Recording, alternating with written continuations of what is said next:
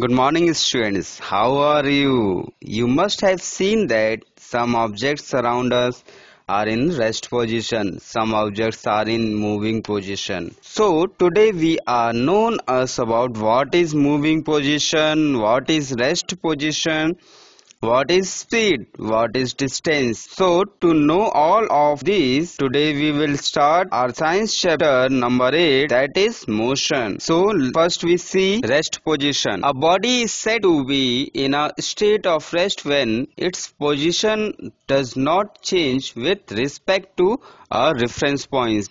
It means कि जो reference point होता है उसके रिस्पेक्ट में इसमें पोजीशन चेंज नहीं होती है, इसलिए ये क्या होता है, रेस्ट पोजीशन होता है. For example house, tree, this is a rest position. Now next is motion और moving position. A body is said to be state of motion when its position change with respect to a reference point. It means कि जो reference point के respect में अपनी position change कर लेता है वो क्या कहलाता है, हमारा मोशन कहलाता है. For example you see that car. Now जब ये स्टार्ट हुई और स्टार्ट होने के बाद इसने क्या किया, अपना जो रेफरेंस पॉइंट था उसको चेंज करके अपनी पोजीशन चेंज कर ली. So this is a motion. Now next we see motion. There are three types of motion. First is linear motion. Linear motion में क्या होता है कि जो ऑब्जेक्ट होता है वो स्ट्रेट मोशन करता है. Now second is circulatory motion. Circulatory motion में क्या होता है, जो ऑब्जेक्ट होता है वो सर्कुलर मोशन करता है. Then next is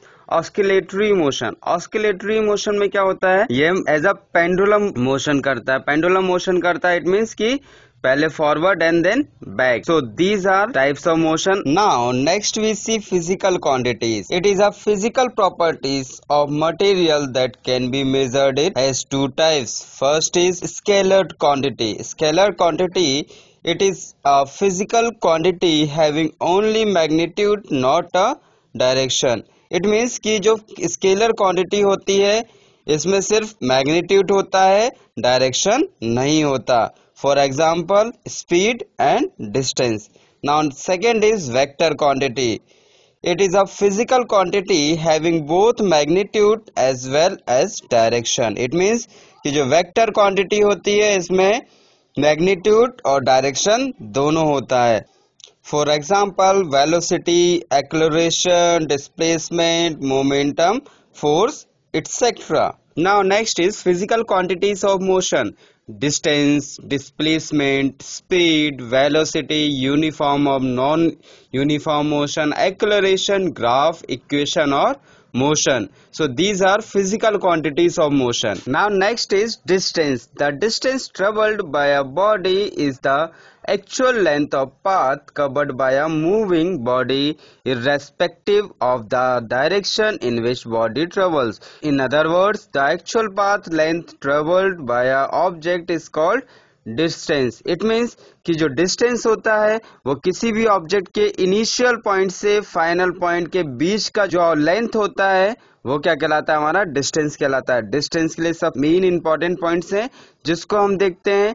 first is it is a scalar quantity. जो डिस्टेंस होता है वो क्या होती है कि स्केलर क्वांटिटी होती है. It always positive, it can't be zero. जो डिस्टेंस होता है वो हमेशा पॉजिटिव वैल्यू देता है, जीरो और नेगेटिव वैल्यूज नहीं देता. Its SI unit is metre. जो डिस्टेंस होती है इसकी एसआई यूनिट क्या होती है, मीटर होती है, जिसको हम स्मॉल एम से डिफाइन करते हैं. Now let's see example. आपके सामने एक कार दिख रही है. कार के जो इनिशियल पॉइंट है क्या है, वो जीरो है. जब ये कार स्टार्ट होकर मोशन में आई तो इसने कुछ दूरी कवर की, कुछ लेंथ कवर किया, जो डिस्टेंस कवर किया. तो आप देख रहे होंगे इसमें कितना है, 0 to 15. इट मीन्स कि जो डिस्टेंस है कार का वो कितना है, 15 मीटर है. Now next see displacement. When a body moves from a one position to another position, the shortest distance between the initial position and final position of the body along with direction is known as displacement. In other words, the shortest distance between initial position to final position is called displacement. It means कि जो initial position से final position के बीच का shortest distance होता है वो क्या कहलाता है, हमारा डिस्प्लेसमेंट कहलाता है. Some important points of displacement, it is a vector quantity. जो डिस्प्लेसमेंट होता है वो क्या होता है, वेक्टर क्वांटिटी होता है। Now it can positive and negative and zero also. तो जो डिस्प्लेसमेंट होता है वो पॉजिटिव भी हो सकता है, नेगेटिव भी हो सकता है और जीरो भी हो सकता है। Displacement SI unit is metre. इसकी भी जो एसआई यूनिट होती है वो क्या होती है, मीटर होती है। Now let's see example of displacement. हम इस कार को देख रहे हैं, ये कार जो है जैसे स्टार्ट हुई तो आपने देखा कि ये जो कार थी ये 30 मीटर कंप्लीट की। 30 मीटर कंप्लीट करने के बाद इसने क्या किया, यू टर्न ले लिया। यू टर्न लेने के बाद इसने फिर से अगेन बैक पोजीशन मतलब अपनी इनिशियल साइड मूव किया। इनिशियल साइड मूव करने के बाद इसने डिस्टेंस कवर किया। डिस्टेंस कवर करने के बाद आप देखेंगे कि इनिशियल पॉइंट से फाइनल पोजीशन इसकी क्या हुई, 15। तो इट मीन्स कि जो 0 to 15 जो हमारा शॉर्टेस्ट डिस्टेंस आ रहा है इसका, ये क्या हो जाएगा, हमारा डिस्प्लेसमेंट हो जाएगा। Now next see difference between distance and displacement. तो स्टूडेंट्स सबसे इम्पोर्टेंट है ये जो डिस्टेंस और डिस्प्लेसमेंट होता है इसके बीच में डिफरेंस। मोस्ट इम्पॉर्टेंट है हमारे प्रॉपर्टीज। हम जो डिस्टेंस और डिस्प्लेसमेंट में डिस्टेंस का डिफरेंस लिखेंगे उसके लिए आपको प्रॉपर्टीज के बेस पर आप लिखेंगे तो बहुत इजी हो जाएगा। First we see definition. Definition, distance length of actual path traveled by an objects, and displacement shortest length between initial and final position of an object. Next is physical quantity. It is a scalar quantity, it is a vector quantity. Now next is value. Distance is, it remains positive, can't be zero or negative, and displacement, it can positive, negative and zero also. Now let's see numerical problem of distance and displacement. A man travels a distance of 1.5 meter towards east, then 2.0 meter towards south, and finally 4.5 meter towards east. So now first question is what is the total distance traveled, and second question is what is his resultant displacement. So first we solve solution first. Solution first में क्या है हमारे पास कि total distance travelled, कि total distance कितना है। तो total distance हमने निकालने के लिए क्या करना पड़ेगा, हमें तीनों डिस्टेंस को प्लस कर देना है। तो सबसे पहले 1.5 प्लस 2.0 देन 4.5, तीनों डिस्टेंस को हम जब टोटल करेंगे तो कितना आ जाएगा हमारे पास 8.0 मीटर।